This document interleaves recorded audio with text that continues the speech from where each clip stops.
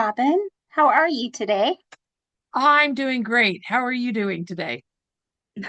I think I might still be in recovery mode from trivia night. Oh, yeah. That was a fun time. So, your Special Agent Moms podcast don't just work together. We have fun on the We weekends we sometimes. play together too. Yeah. Yeah, so I'm Jodi Drake, Pratt County K-State Research and Extension Agent. I'm Robin Eubank Callis, and I'm in Barber County K-State Research and Extension Agent. And we did a little partying on Saturday night. We did what we call our annual trivia night. It's sponsored by a local church here in town, and it's actually a fundraiser that this church does every year. It's actually my church. And it's turned into kind of a trivia night on steroids.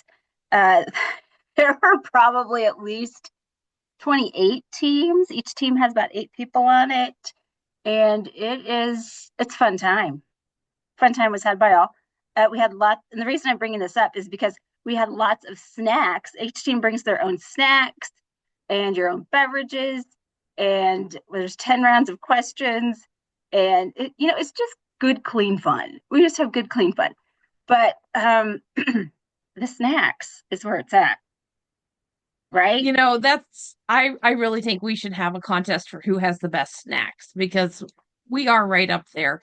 But I will say, if anybody's wondering, we do take our extension agent hats off and we don't walk around educating people on the food safety of their snacks during the evening.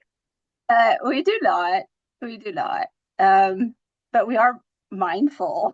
That's the reason I always park our table by the outlet by the wall so we can plug in a crock pot We and did. I pop out an extra table. Yep. So we can keep our hot food hot.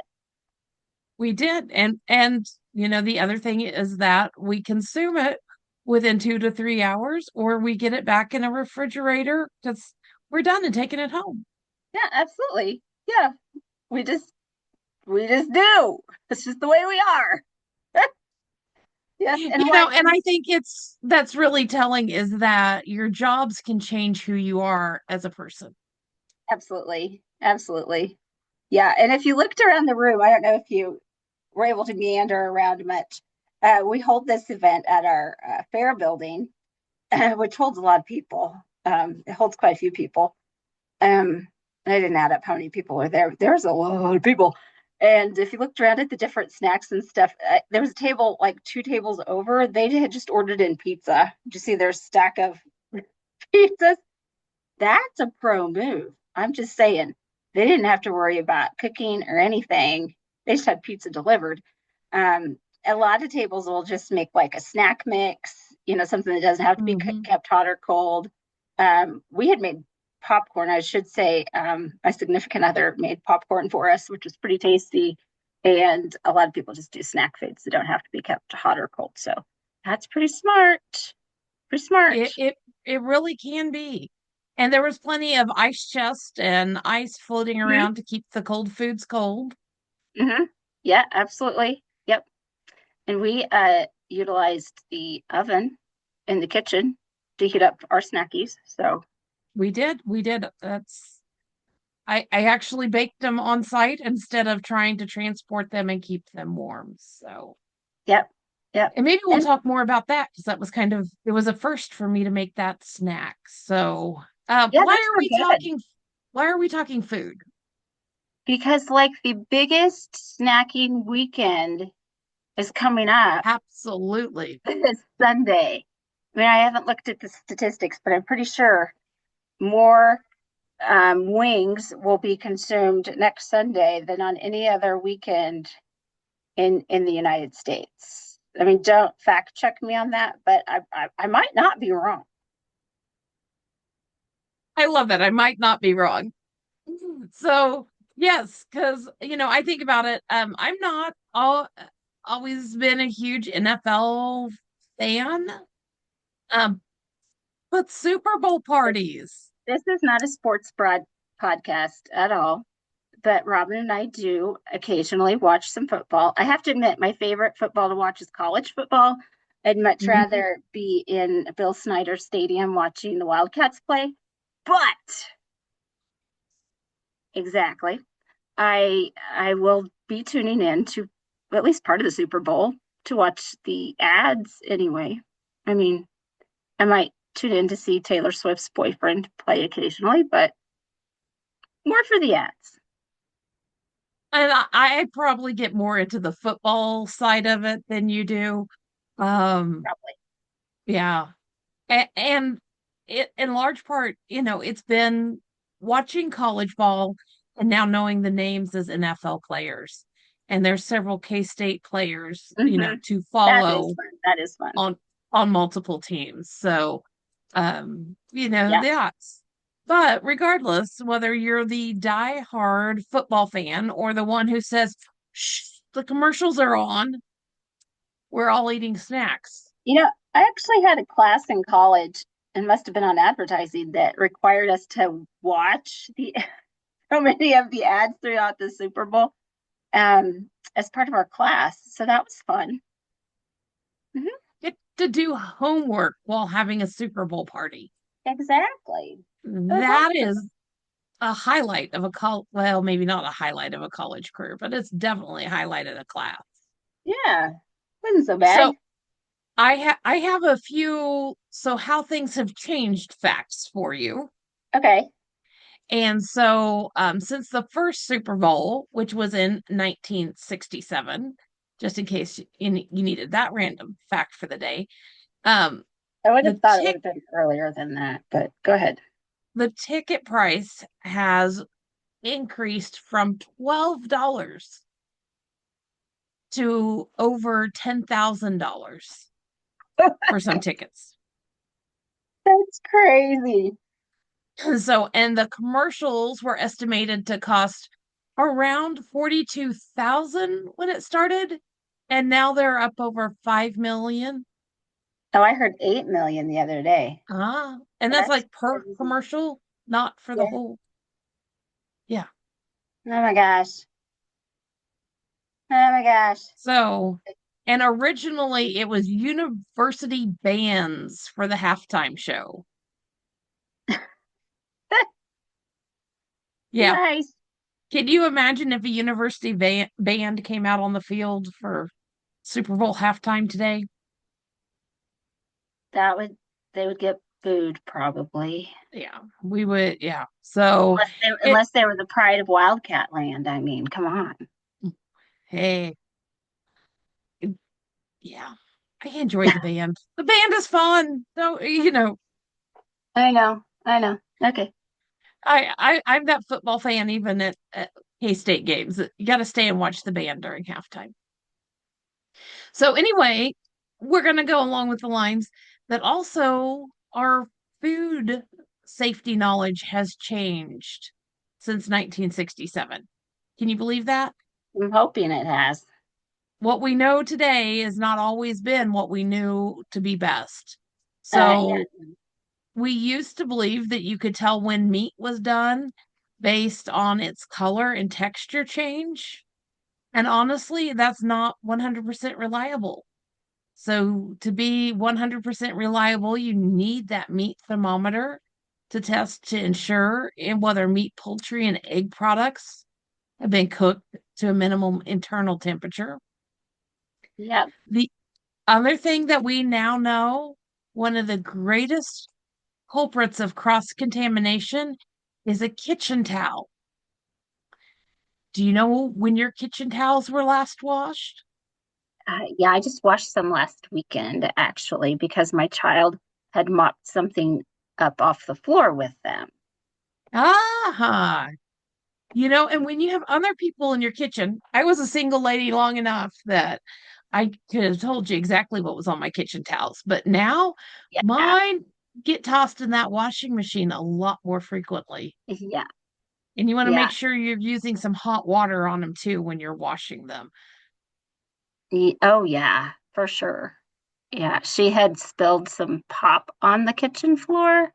She was carrying it in Mm. the crook of her arm like this and other stuff in her other arm.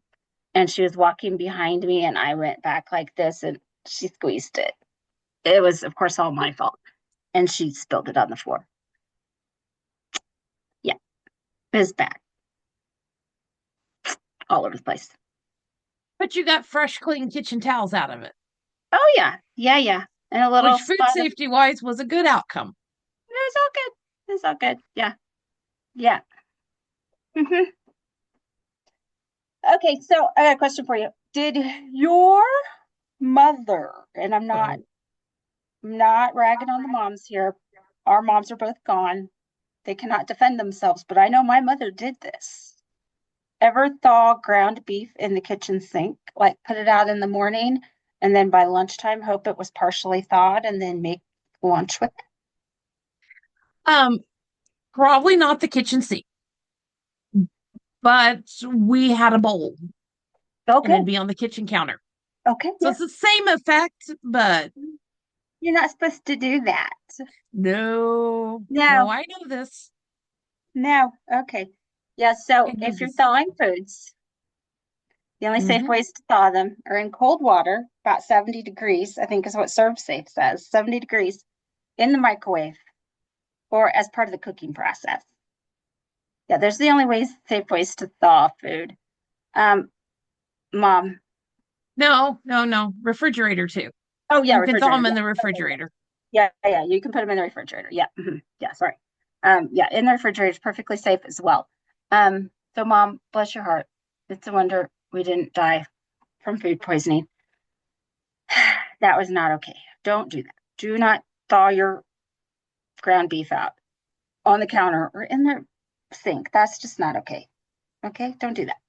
Uh, So, there's there's a bunch of other things you need to consider when it comes to, especially creating a buffet for your hmm. Super Bowl party. Robin, do you have any tips for that? Well, I Is was gonna say I'm a big why person. So I would have asked, well, it didn't ever kill us, Jody. We're fine. So why can't we? And uh, what I just wanted to yeah, share is it's gonna thaw so much on the edges and especially those corner pieces of ground beef so quickly that it's gonna get into that temperature danger zone while it's mhm, still frozen in the center. yeah, So your refrigerator is going to take longer and allow more even thawing, whereas your microwave is the cooking process, or in the water is going to thaw quicker, and you're going to be able to use it and get it out of that temperature danger zone or prevent it from getting into there. So yeah, yeah. When you anyway, say temperature danger zone, you're talking between 40 degrees and 140 degrees Fahrenheit. Yeah, and you yes, don't want foods to stay in that temperature danger zone between 40 and 140 for more than 2 hours. right. So yeah, you either need to, if they've been in that zone for more than 2 hours, you either need to plop them back in the refrigerator or toss them if there's not enough left to save. You That's know, that. and the reason is that bacteria grows faster, pathogens grow faster in that zone. Yeah, So absolutely. that Yep. that's why Jody and I and some resources will tell you 135 to 35 degrees. Um, but it's basically you got to keep it hotter than room temperature and colder than room temperature by a ways. Yes. Yeah, If absolutely. people are out there wondering, what are you talking about all of these temperatures for? It's to keep hot foods hot and cold foods cold. Yes, Mhm. absolutely. Okay, so if you're reheating leftovers like poultry, um, meats and things like that, you do have to reheat them to an internal temperature of 165 degrees, I believe. And all of these temperatures can be found on the USDA website, usda.gov, and they'll ask, and there's a spot you can go to that'll tell you, I think it's called, is it safe yet.gov, maybe even. Yeah. We'll put a link to those in our comments. But USDA has a wealth of information on food safety, and they have all the latest temperatures that you should be cooking to. And before you even get started with your cooking and laying out all your food, you really need to wash your hands. That should always be step number one. Wash your hands, front and back, in between your fingers. Make sure your fingernails are clean too. all of those little rings Yep, if you're not taking them off. yeah. Hmm. There's lots of places for germs to hide. And yeah, just make sure you start there first because guess what? It's cold and flu season. I don't know how many kids are homesick right now with the flu. A lot, a A lot. lot.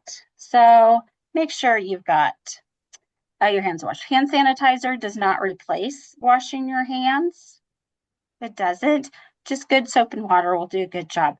It's okay to set some hand sanitizer out if that makes you feel good.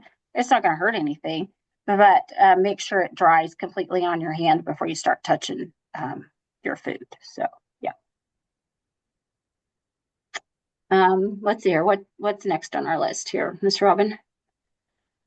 Well, did you want to talk about laying food out or how much food? Let's talk about maybe separating stuff, maybe not cross contaminating things a little bit, because we all know people do have food allergies. So I think it's a good tip to use separate cutting boards for separate items. That way you don't cross contaminate and wash things in between, whether it's, you're slicing meat and then wash those things between slicing what a vegetable. That way you can avoid cross contamination. Um, just be very careful because you don't know who might be allergic to what. And then if you're laying things out in a buffet style or on a charcuterie board, kind of be careful that you're not mushing too much together. So, um, I'm going to give a plug for our very first podcast. They can go back and listen to No Secret Ingredients if anybody's wondering a little bit more about food allergens. But it is all too easy. I was really trying. We were mindful of our gluten um allergy when we were talking about trivia night. And so, but it is really too easy. I was making stuff in the kitchen and I had to touch the pepperonis with my fingers. And so then between batches, I'm like, wait a second.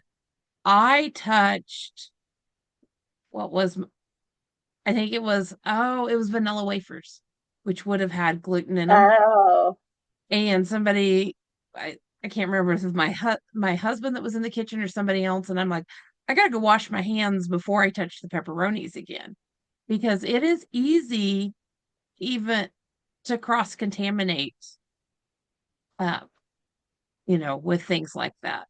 yeah. Yeah, for sure. So yeah, when you're talking about Absolutely. that, so what I found would have been the best method, what we could recommend, is to do all of your maybe if you want to consider it allergy safe food first, and Mm-hmm. then especially on a charcuterie board, and then you could lay out your crackers and things like that that might have potential allergens. Yeah, I would keep those clear at the other end. I really would. Nuts, anything with Hmm. gluten in it, I'd keep them totally separated, segregated from the population. Well, and it's important to know your audience. There's Oh, for some sure. people who don't mix dairy and meat. And Yeah. so, you know, And have it them well gotta be labeled as well. well. That way people don't have to say, what's this? They don't have to guess. It's okay to put on cutesy little signs. Get creative with your cricket. It's okay. Okay. Or you could be as simple as grab some address labels, write on them, stick it on a toothpick, and stick another address label on the back so it has something to stick to, and you're done. Look at you hitting the easy button. I am all about the easy button. You But talk like the something as mom of a simple as 5-year-old.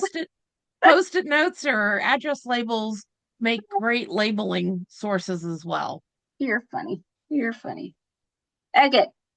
Next tip is again cooking. If you have cooked meats like meatballs or those famous wings I was just talking about, make sure they've been cooked to the proper internal temperature. again, those internal temperatures. A lot of times it's even listed on the package. And if you've bought something that's frozen that you just have to reheat, it'll tell you on the package what temperature it should be cooked to. And make sure you're using your thermometer correctly. So 165 is the number for most of those things that you're reheating like that. Um, and honestly, you're not going to have anything overcooked if you're watching it to get just to 165. I So, agree. Yeah. talking about thermometers, I do test mine ever so often because, like everything else in the world, they do break and quit working. So, Yes. the easiest way to test a thermometer to see if it's working is to grab a God, I cup had one in my drawer. with some ice and some water in it and swirl your thermometer around in there for a little bit. It needs to have a very significant amount of ice to make sure it drops that temperature down to 32 degrees because Yes. ice water will be at 32 degrees. So this is a dial gauge thermometer. You want those that are listening can't see this, but those of you that tune into YouTube, you can. Whoop, there it is. And yeah, that's what Robin's talking about. You can stick one of these in some ice, and then it has a way to calibrate it. There's a So little, I don't know some if this do is have a this. little nut on the bottom where you can calibrate Mhm. them. If you have a less expensive thermometer, it may This not one does not. calibrate. It may have to just be replaced. This one does not. I did have one that did, and you actually stuck it. That this was actually the tool you calibrated it with. Uh-huh. This one does not. This is a freebie that I got. I won't tell you where I got it from, but it's not that high tech. And then I do have some digital ones too. They're pretty slick, but anyway, there you Well, go. and even digital ones, calibrate them. Just make Yeah, sure. Make sure absolutely. they are working correctly. Absolutely. Absolutely. Um, so are you going to a Super Bowl party this weekend? We've not got plans to go to one yet. Um, when you have a 5-year-old, he doesn't watch much of the Super Bowl. And so we may just watch it at home so that he can run and play and ride his bicycle outside and everything else during the game too. Yeah, yeah, yeah. I don't anticipate going to any large parties myself. No, no, no. So just some things you might want to have on hand if you are, however, hosting a big party. You might want to have on hand. Some people actually have warming trays to Hmm. put your hot food on to keep them warm. I did actually see some of those around Christmas time. Some retailers were selling them. I also saw them on the TikTok shop. Um, not a big proponent of the TikTok shop, but I did see them on there. Uh, Large bowls of ice if you're serving cold vegetables or a cold salad, you can just put that into a bowl of ice. That helps keep things cold. Um, you also want to be sure to have on hand containers for leftovers in case you do have Hmm. leftovers. You need to get those into the refrigerator again after 2 hours if they've been sitting out in that temperature danger zone for 2 hours. And make sure you've actually got space in your refrigerator for the leftovers. If people are bringing stuff over to your party, you want to make sure you've got enough space in the refrigerator for the stuff your guests are bringing over. So, clean out your refrigerator before they come over so you've actually got room for that stuff. Well, and if you don't have spare fridge room for something that shows up, if they're transporting something cold, chances are they have an ice chest with some ice packs. Yeah, for And that sure. They can might. be a Yeah, substitute to get it cooled back down if you don't have enough refrigerator space. absolutely. However, I haven't checked the weather, but some places in this nation watching the Super Bowl, I know it's going to be cold outside. Never, ever just put things outside to cool them off.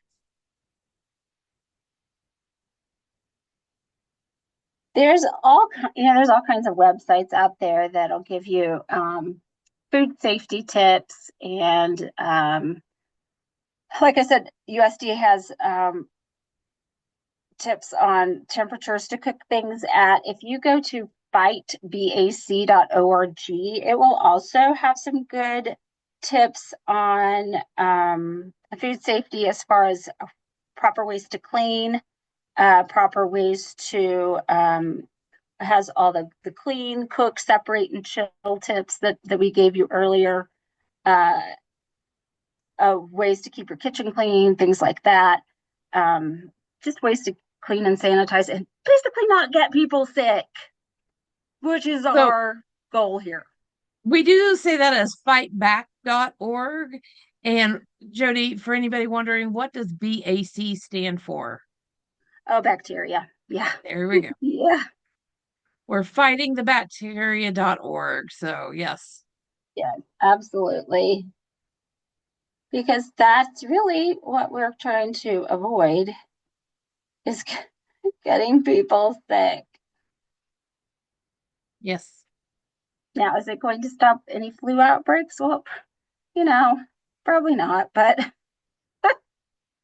we are honestly just trying to keep you from getting your guests sick over Super Bowl weekend.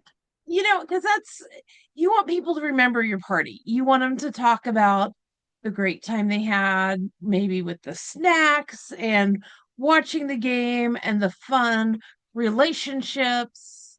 You don't want them talking about how devastating foodborne illness can be. Because with some people with compromised immune systems, it can really be a life and death issue. Yeah. Um, and then people with allergic reactions, it can be very, very devastating in a very short amount of time. So um, people maybe go, you're covering food safety again, but it's anytime you're going to have large groups of people together, you really do. Yeah. Yeah. Okay, now I'm going to switch to a funner topic because you're getting kind of Debbie Downer on me. Sorry. Uh, huh? Now, I'm not going to give you all of these exact, actually, I'm going to give you a few tips here. So, we're going to talk about snacks. Yes. Yes, we're going to talk about snacks. And we're going to talk about, well, first of all, describe what you made for trivia night. Oh, yes. So it was, I'm going to call them a pizza roll up because I don't have a good name for them otherwise. But I used parchment paper and put a pile of mozzarella cheese or Italian blend cheese down and spread it out and then sprinkled it with Italian seasoning and put pepperonis on top and stuck it in the oven. About 10 to 12 minutes later, the cheese was starting to get brown right around the edges and crispy. So I pulled them out and then folded them over the pepperonis so they made little roll-ups They were and good. they were really really yummy. Yeah. I had marinara sauce and pesto that could be used as dippers. Um, we didn't use too much, so I don't know that people really felt like the dipper was necessary. Obviously, if you're not a pepperoni fan, you could do any sorts of um, mushrooms, or we like banana peppers on our pizza, or Italian sausage. You could do any pizza toppings just inside that cheese and roll it up. Yeah, it was pretty tasty. I liked it. Yep. Yeah. Now, if you are still sticking to your New Year's resolutions and you're on a health kick, I have some healthy Super Bowl ideas for you. Here we go. I'm all about variety, so hit And me with what you got. I saw this tip on a couple of websites. Um, Buffalo cauliflower bites. Now, Hmm. I'm not a cauliflower fan. I'll be the first to admit. But for those of you that are, this was an idea to put buffalo seasoning on top of cauliflower florets and then roast them. Now, I would think this would go great in an air fryer. I am a big, I love my air fryer. and quick and easy to do. Pop them in the air fryer. Yeah. And kind of as a substitute for those buffalo wings. There you go. Roasted red peppers stuffed with creamy feta offer a perfect balance of flavors for your Super Bowl party. This was an idea for a fun, sweet, and spicy twist on chicken fingers. And these are hot honey pretzel chicken fingers. Okay. Mhm. So I guess you use those pretzel sticks. Crunchy. This recipe combines crunchy pretzels with a kick of hot honey for a bold flavor profile. Now, these recipes are coming to us from the University of Michigan Extension. So again, we'll put the link to this website in our comments. We'll have our editor do that for us. Well, and I would say with those hot honey, because in my house, hot and spicy doesn't always go over, but Mm-hmm. you could do more of a honey mustard Yeah, you glaze could use any flavor you wanted, I would think. Uh-huh. or even a barbecue glaze. Uh-huh. Yeah. Uh, this one was for a layered bean dip, and who doesn't like layered bean dip? Uh, Mhm. Use vegetarian beans, low-fat sour cream, low-fat cheese to top off the dip, and layers of onions or guacamole or avocados. You could also use salsa and fresh tomatoes, cilantros, and some olives or even taco powder to give the dip some flavor. Use veggies or baked chips. Eat this dip. That would be good. Let's see. Or instead of all some of the more higher fat dips, switch over to hummus. I really like hummus myself. And of course, crunchy veggies to dip it in, or maybe a tangy tzatziki sauce. We do you remember making that when we did our Mediterranean cooking lesson? Yes. Hmm. That's pretty good. And then they also have a recipe for strawberry crumble bars on their website. I'm actually going to click on that recipe and see what is in them. Oh, those look good. It has oat flour, almond flour, rolled oats, brown sugar and cinnamon, cardamom, butter, vanilla, strawberries, cornstarch, lemon zest, lemon juice, and powdered sugar. Oh, that sounds really good, actually. Um, one bar has 160 calories. So that sounds pretty yummy. So what I noticed there that people could do with any of their recipes at home was it's similar to other crumbles, but they use a lot of whole grains. Mm-hmm. Mm-hmm. The Yep. rolled oats and the And oat if I'm not flour. mistaken, it looks like it might even be gluten free then, maybe. Um, Also, some suggestions were for baked sweet potatoes, making your potato skins with by skipping the bacon and use low fat sour cream on top.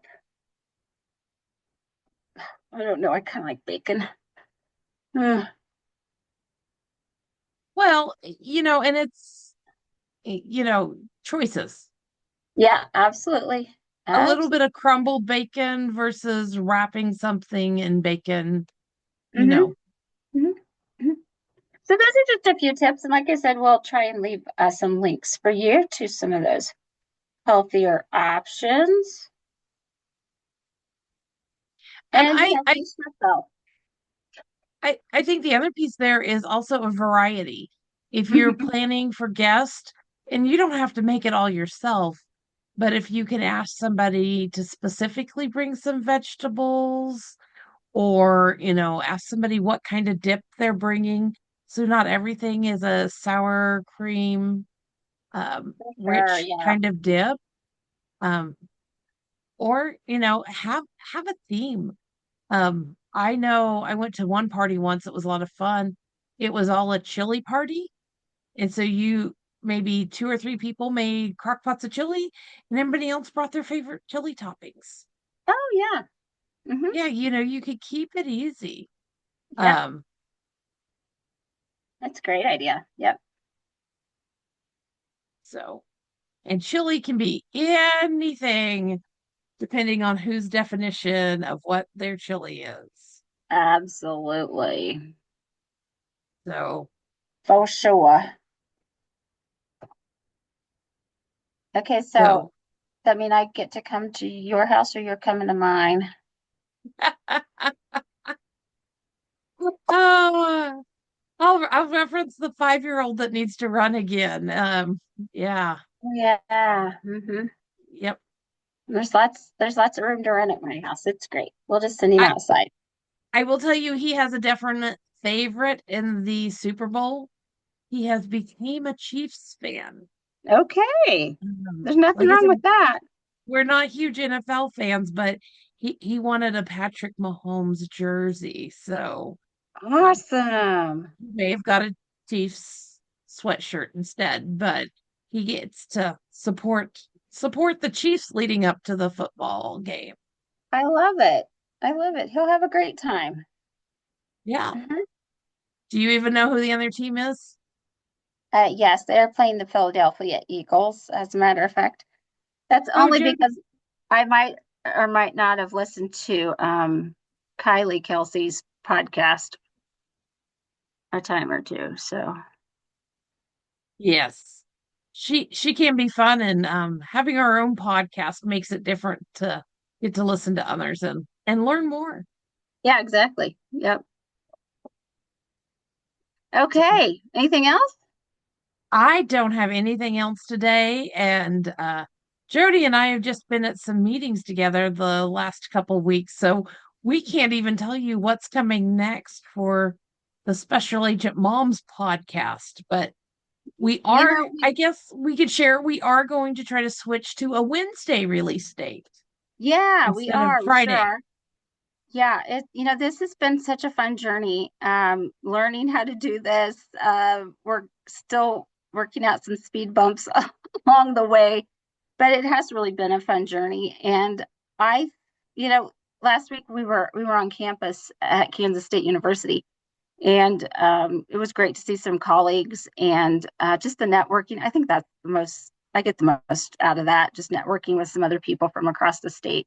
It was just such an interesting time to, I think, to be on campus, with the political climate right now and all that's going on in the world. So it was really good discussions, I thought. So Lots of good discussions, and I think we even may have a potential guest visitor or two coming out of some discussions because oh good. Oh good. um, Did you put a bug yeah, in someone's ear? I did. Oh So, but good. I don't Okay. want to give names away Yeah. until we're ready to have them on with us. So, Good, good. but I just want to encourage people that are out there listening that check out any of the resources and a lot of times people just say, well, we'll Google it. Well, you don't know where Google found its answer. So if you Yeah, can absolutely. Yeah. And like I said, all even the resources that we just use today and cited today, they're all from other universities or our own universities. So yeah. yeah, so that's I was just going to encourage that even if you do Google, check your source. And if it's a USDA source or another extension or land grant university, um, you know, you can find good answers that way too. Yeah, So, absolutely. And don't forget to look for us on our socials. Robin's Facebook page is Barber County Extension. Mine is Pratt CO Extension. I also have an Instagram at Pratt KSRE and YouTube at Pratt County Extension. You can see our videos. You could watch us live, tip it live. And I but think that's about all I have to. Oh, and email us too if you got some ideas. jdrake at k-state.edu and Robin is at REUBANK at k-state.edu. I think that's it. Jody, you Until do next that so week. well. Yeah. So we'll see you next week. Okay, bye. Bye.